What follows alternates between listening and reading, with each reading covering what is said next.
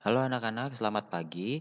Kita kembali lagi dalam pelajaran agama dengan tema yang baru dan masih berkaitan dengan tema sebelumnya ya, yaitu cara hidup yang bergantung pada kuasa Allah. Di pelajaran kali ini, kita akan belajar dua cara hidup orang yang bergantung pada kuasa Allah. Yuk sama-sama kita lihat.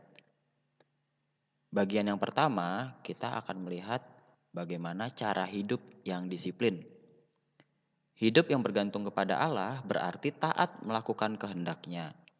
Jadi, salah satu contoh hidup bergantung kepada Allah yaitu dengan hidup melakukan kehendak Tuhan. Hal ini membutuhkan cara hidup yang disiplin. Kenapa? Karena melakukan kehendak Tuhan itu tidak mudah. Banyak tantangan, banyak cobaannya. Oleh sebab itu, kita harus disiplin. Disiplin berasal dari kata disciples yang artinya murid. Disiplin adalah cara hidup seorang murid yang meniru dan meneladani semua gerak-gerik gurunya.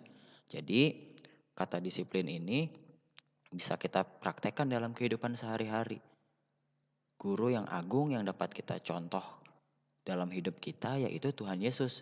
Dan semua gerak-gerik Tuhan, perkataan, tingkah laku, perbuatan harus bisa kita teladani dalam kehidupan kita. Nah, Tuhan menghendaki kehidupan yang taat dalam situasi apapun loh, baik dalam keadaan senang maupun susah, tidak mengabaikan perintah Allah. Jadi, dalam keadaan apapun, kita harus bisa tetap terus melakukan perintah Allah. Nah, kita bisa lihat contohnya dari kisah seorang Daniel. Kalian bisa baca di Alkitab dalam Daniel 1 dan juga di Daniel 6 ya, bagaimana kisah ketaatan Daniel. Jadi awal mulanya kisah Daniel ini berawal pada saat Yerusalem jatuh ke dalam tangan kerajaan Babel. Yerusalem seluruh orang-orangnya dibawa ke Babel menjadi tawanan. Salah satunya adalah Daniel. Namun pada saat itu Daniel dipilih oleh raja untuk bekerja di kerajaan. Karena Daniel adalah orang yang cerdas. Sehingga raja dapat menggunakan kecerdasannya untuk melakukan kegiatan-kegiatan di kerajaan Babel.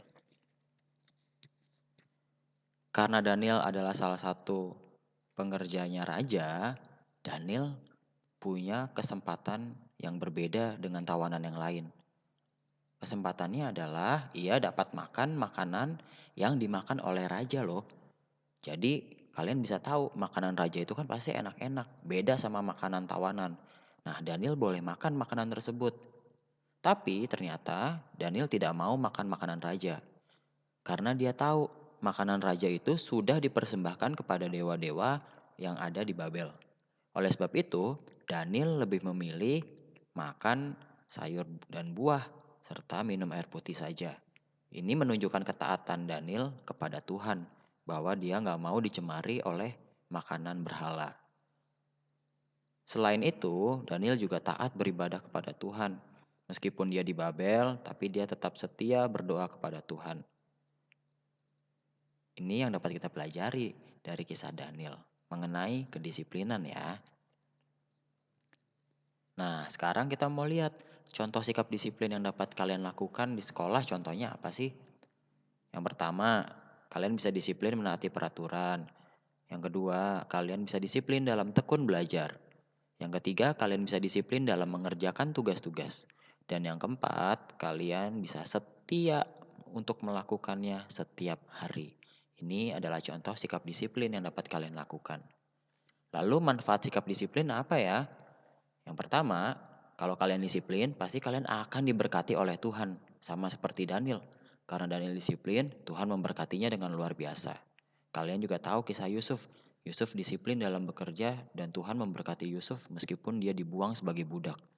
Lalu yang kedua, kalian akan menjadi murid yang cerdas.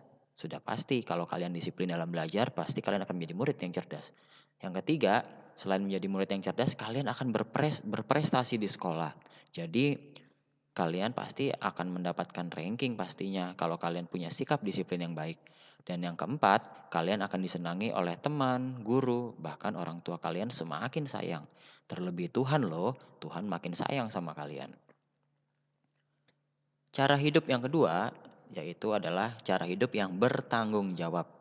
Yuk kita lihat dari kisah Yosua, kalian bisa baca dari Ulangan 31 ayat 1 sampai 8, lalu Yosua 1 ayat 5 sampai 9, dan Yosua 6 ayat 1 sampai 27 ya. Yosua adalah salah satu abdi Musa. Pada saat itu Yosua pernah diperintahkan oleh Musa untuk mengintai tanah Kanaan. Dan Yosua adalah salah satu orang yang mengabarbaikkan tanah Kanaan kepada Musa dan bangsa Israel lainnya. Selain itu, menjelang Musa meninggal, Yosua pun dipilih oleh Musa untuk menggantikan Musa sebagai pemimpin Israel. Di bawah kepemimpinan Yosua, Israel akhirnya bisa masuk ke dalam tanah Kanaan.